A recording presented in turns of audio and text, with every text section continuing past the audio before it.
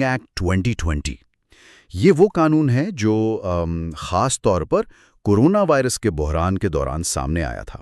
جی بالکل، ہمارے پاس اس ایکٹ کی جو سرکاری دستاویز ہے اس کے اہم حصے موجود ہیں۔ آج مقصد صرف یہ نہیں کہ قانون کیا کہتا ہے، بلکہ یہ سمجھنا ہے کہ اس کی ضرورت کیوں پیش آئی، ذخیرہ اندوزی کو کیسے ڈیفائن کیا گیا ہے اور وہ اس کے عملی پہلو کیا ہیں۔ اور یقیناً یہ دیکھنا بھی اہم ہے کہ یہ قانون جیسے ہنگامی حالات ہوتے ہیں ان میں ضروری چیزوں کی فراہمی کو یقینی بنانے اور وہ جو مصنوعی قلت پیدا ہو جاتی ہے اسے روکنے کے لیے کیا طریقہ کار دیتا ہے۔ تو آئیے اس قانون کی گہرائی میں چلتے ہیں۔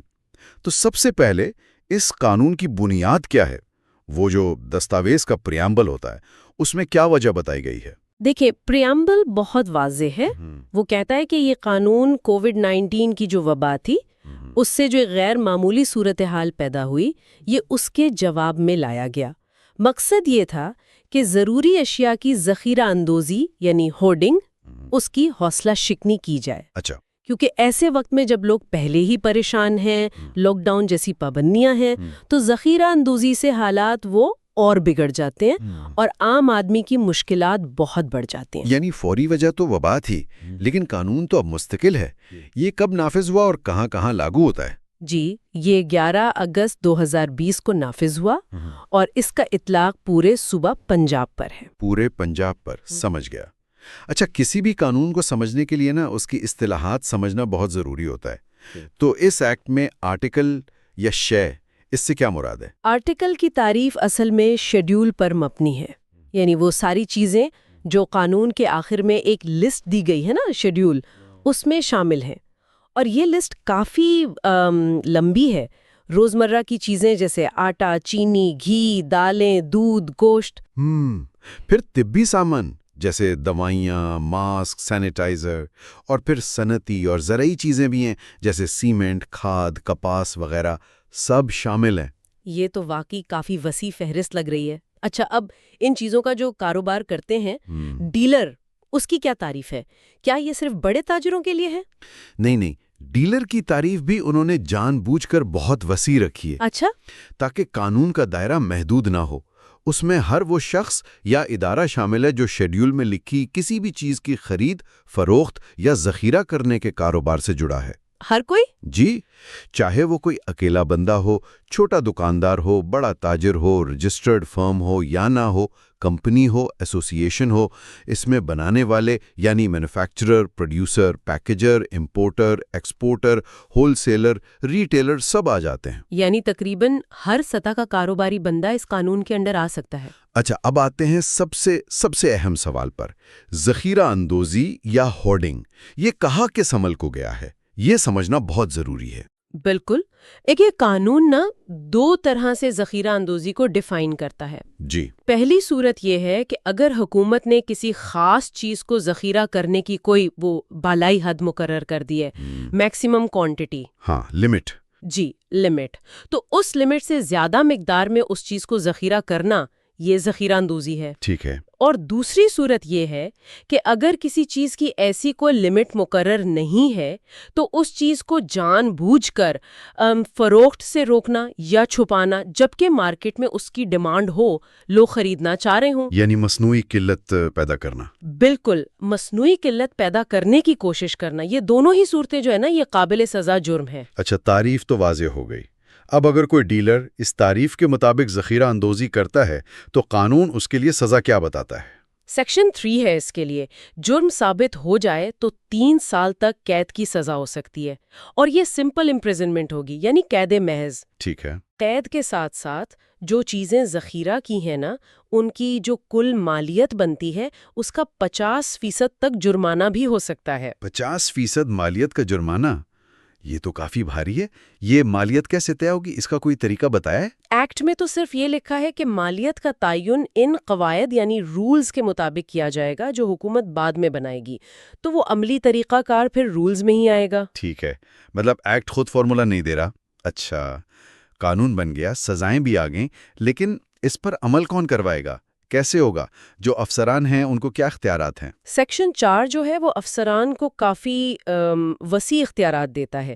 جو متعلقہ افسر ہے جس میں ڈپٹی کمشنر یا ان کا کوئی نمائندہ ہو سکتا ہے، اگر وہ مطمئن ہے کہ قانون کی خلاف ورزی ہوئی ہے یا ہو رہی ہے، چاہے یہ اطمینان کسی اطلاع پر ہو یا اپنی معلومات پر، تو وہ اپنی وجوہات لکھ کر بغیر وارنٹ کے کسی بھی جگہ، گودام، دکان یا احاطے میں داخل ہو سکتا ہے اور تلاشی لے سکتا ہے. بغیر وارنٹ کے؟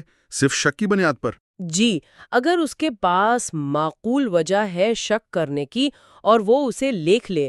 یہ وہ جگہ ہونی چاہیے جہاں ڈیلر وہ چیزیں یا اپنے اکاؤنٹس یا رجسٹر وغیرہ رکھتا ہے. اور اگر تلاشی میں کچھ مل گیا، مطلب غیر قانونی ذخیرہ کی ہوئی چیزیں، تو پھر کیا؟ اگر تلاشی میں ایسی چیزیں مل جاتی ہیں جو اس قانون کے خلاف ورزی میں ذخیرہ کی گئی تھی، تو افسر کو اختیار ہے کہ وہ ان چیزوں کو فوراً اپنی تحویل میں لے لے، یعنی ضبط کر لے، کانفسکیٹ کر لے. فوراً؟ جی فوراً. اور ساتھ ہی وہ ایک تفصیلی رپورٹ بنائے گا کہ کیا کیا ملا اور کیا ثبوت ہیں.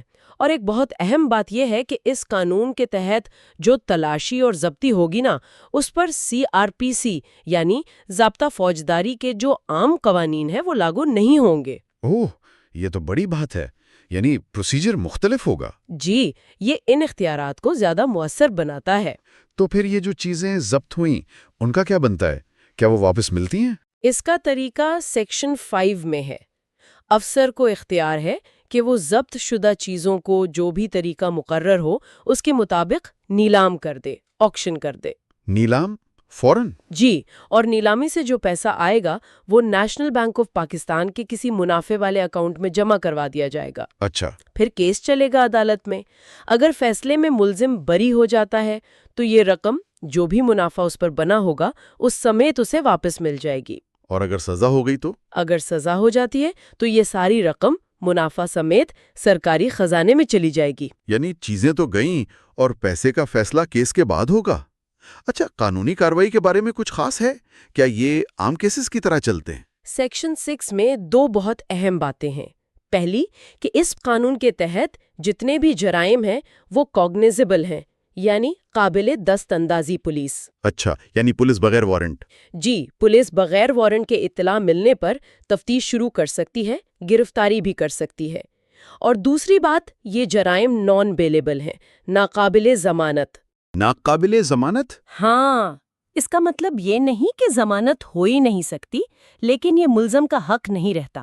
عدالت کیس کے حالات اور میرٹ دیکھ کر فیصلہ کرتی ہے. یہ جرم کی سنگینی کو ظاہر کرتا ہے. افسر کو اختیار ہے کہ اگر اس کے پاس معتبر اطلاع ہے کہ کسی نے جرم کیا ہے تو وہ اسے بغیر وارنٹ گرفتار کر سکتا ہے. قابل دست اندازی اور ناقابل ضمانت، یہ تو واقعی قانون کو کافی سخت بناتے ہیں. اچھا، ایک اور صورتحال. اگر ذخیرہ اندوزی کوئی فرد نہ کرے بلکہ کوئی کمپنی ہو، کوئی فرم ہو، تب ذمہ دار کون ہوگا؟ ہاں، یہ بھی اہم ہے. سیکشن 7 اس بارے میں ہے. اگر جرم کسی کمپنی، کارپوریٹ باڈی، فرم یا کسی ایسوسی ایشن نے کیا ہے تو صرف اس ادارے پر ذمہ داری نہیں آئے گی، بلکہ اس ادارے کا ہر ڈائریکٹر، پارٹنر، مینیجر، سیکریٹری، ممبر یا کوئی بھی دوسرا متعلقہ افسر یا عہدیدار. سب؟ جی، حتیٰ کہ مالک یا ایجنٹ بھی، وہ بھی اس جرم میں شریک سمجھا جائے گا اور سزا کا حقدار ہوگا. یہ ایک طرح سے وہ کلیکٹیو رسپانسبلٹی ہے. کیا اس سے بچا جا سکتا ہے؟ مطلب اگر کسی ڈائریکٹر کو پتہ ہی نہ ہو یا اس نے پوری کوشش کی تھی اسے روکنے کی تو وہ بچ سکتا ہے، لیکن یہ ثابت کرنا اسی کی ذمہ داری ہوگی. سمجھ گیا. مقصد یہ ہے کہ کمپنی کی آڑ میں کوئی بچ نہ سکے. بالکل. یہ تو ہوئی کمپنیوں کی. کیا عام ڈیلرز پر یا گودام والوں پر کوئی معلومات دینے کی ذمہ داری بھی ہے؟ جی بالکل ہے. سیکشن 11 اسی بارے میں ہے. ہر ڈیلر پابند ہے کہ جب بھی کوئی مجاز آفیسر اس سے پوچھے وہ اپنی پیداوار، امپورٹ، ایکسپورٹ، خریداری، کتنا سٹاک پڑا ہے، کیا بیچا، کس کو دیا، یہ ساری معلومات دے. اچھا. افسر کو یہ بھی اختیار ہے کہ وہ کسی بھی وقت کسی گودام یا سٹوریج کی جگہ کے مالک یا مینیجر کو کہے کہ بھائی تمہارے پاس فلاں چیز کا کتنا سٹاک ہے، تفصیل بتاؤ، کتنی مالیت ہے، کب خریدا تھا، رسیدیں دکھاؤ، اگر آگے بیچنے کا کوئی معاہدہ ہے تو وہ دکھاؤ. اور افسر ان سب چیزوں کی موقع پر تصدیق بھی کر سکتا ہے. اور اگر کوئی نہ دے معلومات یا غلط بتا دے؟ اس کے لیے پھر سیکشن 12 ہے۔ اس میں ایک الگ جرم اور سزا ہے۔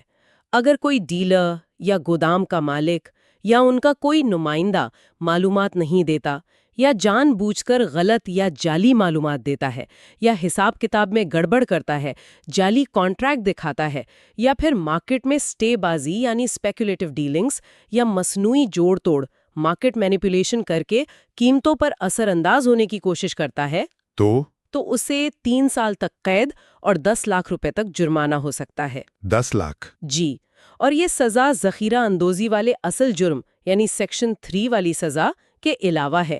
ایک بندے کو دونوں جرائم میں الگ الگ سزا ہو سکتی ہے۔ واہ، یہ تو معلومات چھپانے پر بھی بہت سخت سزا ہے۔ اس سے شاید نفاذ بہتر ہو۔ اچھا، اب آتے ہیں عدالتی کارروائی پر۔ کیا یہ کیسز بھی عام عدالتوں کی طرح سالوں چلیں گے؟ دیکھیں، قانون کی کوشش تو یہی ہے کہ ایسا نہ ہو۔ سیکشن 8 کہتا ہے کہ ان جرائم کی سماعت اسپیشل میجسٹریٹ کریں گے اور طریقہ کار سمری ہوگا، یعنی مختصر۔ Summary trial?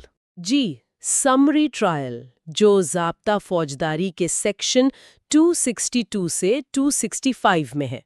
مطلب تیز رفتاری سے کیس چلے گا تاکہ جلدی فیصلہ ہو۔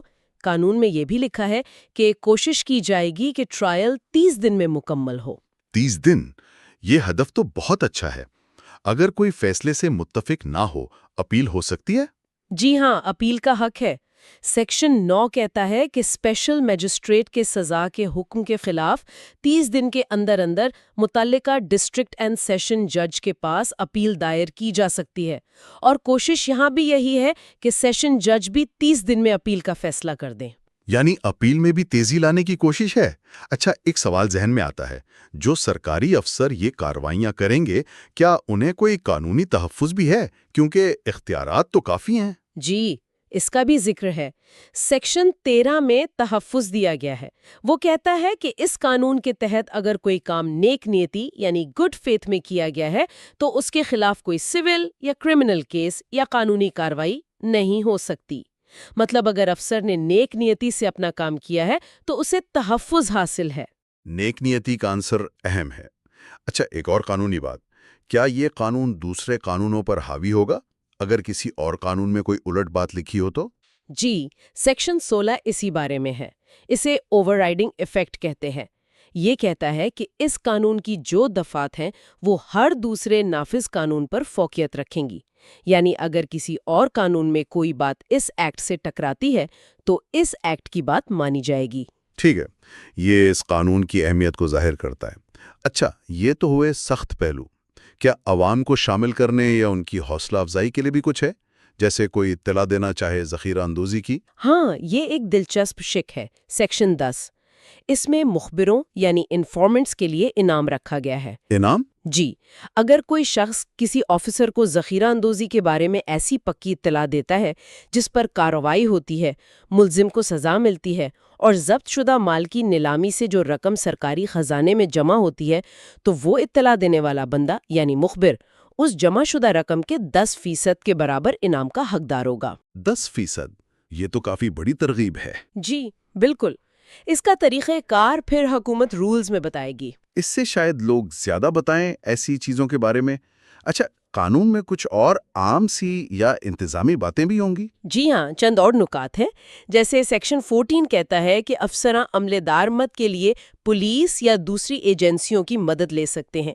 سیکشن 15 حکومت پنجاب کو اختیار دیتا ہے کہ وہ اس قانون کے مقاصد پورے کرنے کے لیے رولز بنائیں، اور سیکشن 17 حکومت کو یہ اختیار دیتا ہے کہ وہ نوٹیفیکیشن کے ذریعے وقتاً فوقتاً وہ جو شیڈیول ہے نا اشیاء کی لسٹ، ہاں جی، اس میں کوئی نئی چیز شامل کر سکتی ہے یا کسی پرانی کو نکال سکتی ہے۔ یعنی یہ لسٹ فکسڈ نہیں ہے، حالات کے مطابق بدل سکتی ہے۔ اچھا، یہ اہم ہے۔ اور آخر میں سیکشن 18 ہے جس نے اس ایکٹ سے پہلے ایک آرڈیننس تھا، Punjab prevention of hoarding ordinance 2020، اسے منسوخ کر دیا۔ یعنی اب یہ ایکٹ اس کی جگہ لے چکا ہے۔ سمجھ گیا۔ اور وہ شیڈیول جس کا ہم اتنی بار ذکر کر چکے، جس میں وہ ساری چیزیں ہیں جن پر یہ قانون لاگو ہوتا ہے، اس میں کون کون سی اہم چیزیں ہیں؟ اس سے ذرا اندازہ ہو جائے گا کہ عملی طور پر دائرہ کتنا وسیع ہے۔ جی، وہ لسٹ واقعی کافی لمبی ہے اور کافی متنوع بھی۔ کل یونو کا 4100 آئٹمز ہیں۔ کھانے پینے کی بنیادی چیزیں دیکھیں تو چائے، چینی، دودھ، خشک بھی، بچوں کا فارمولا بھی، خوردنی تیل، گھی، نمک، آلو، پیاز، ٹماٹر، ہر قسم کی دالیں، چنے، مچھلی، بڑا گوشت، چھوٹا گوشت، مرغی، انڈے، گڑ، مسالے، سبزیاں، پھل، سرخ مرچ، یہ سب شامل ہیں۔ روزمرہ کی تقریباً سبھی چیزیں۔ جی، پھر میڈیکل سامان، ہر قسم کی دوائیاں، سرجیکل دستانے، فیس ماسک N95 سمیت، سینیٹائزر اور وہ جراثیم کش محلول جو صفائی کے لیے ہوتے ہیں۔ یہ تو کووڈ کے حوالے سے بہت اہم ہے۔ بالکل۔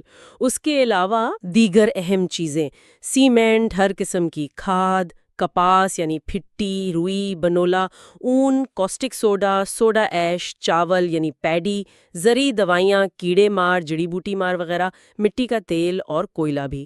کووڈ والی چیزوں کا شامل ہونا ظاہر ہے اس وقت کی ضرورت تھی۔ شکریہ۔ تو آج کی گفتگو کا اگر خلاصہ کریں تو Punjab prevention of hoarding act 2020 ایک ایسا قانون ہے جو خاص طور پر بحران کے وقت جیسے کورونا وبا تھی ضروری چیزوں کی مصنوعی قلت اور ناجائز منافع خوری کو روکنے کے لیے بنایا گیا۔ یہ نہ صرف ذخیرہ اندوزی کی وضاحت کرتا ہے بلکہ اس پر سخت سزائیں یعنی قید اور بھاری جرمانہ بھی لگاتا ہے۔ بالکل۔ اس قانون نے جو نافذ کرنے والے افسران ہیں انہیں تلاشی، ضبطی اور نیلامی جیسے بہت وسیع اختیارات دیے ہیں۔ کمپنیوں کی صورت میں ذمہ داری کیسے طے ہوگی یہ بتایا ہے، غلط معلومات دینے پر الگ سزا ہے اور عوام کی شمولیت کے لیے مخبروں کو انعام دینے کی بات بھی ہے۔ مقصد یہی ہے کہ مارکیٹ میں استحکام رہے اور مشکل وقت میں لوگوں کو ضروری چیزیں مل سکیں۔ اور اس کا اطلاق پورے پنجاب پر ہے۔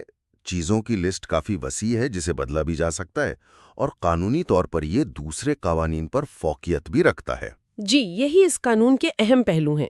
اس کا بنیادی فلسفہ یہی لگتا ہے کہ عوامی مفاد کو انفرادی منافع خوری پر ترجیح دی جائے، خاص کر ایسے غیر معمولی حالات میں۔ اس ساری تفصیل کے بعد ایک نقطہ سوچنے کے لیے یہ ہو سکتا ہے کہ اس قسم کے قوانین جو مارکیٹ میں سیدھی مداخلت کرتے ہیں ان کا نفاذ اصل میں کتنا مؤثر ہوتا ہے، اور وہ جو ایک باریک سی لائن ہے جائز کاروباری سرگرمی اور غیر قانونی ذخیرہ اندوزی کے درمیان عملی طور پر اسے طے کرنا کتنا مشکل ہو سکتا ہے، یا یہ کہ مستقبل میں اگر ایسے بحران آتے ہیں تو اس قانون کے تجربے سے کیا سیکھا جا سکتا ہے۔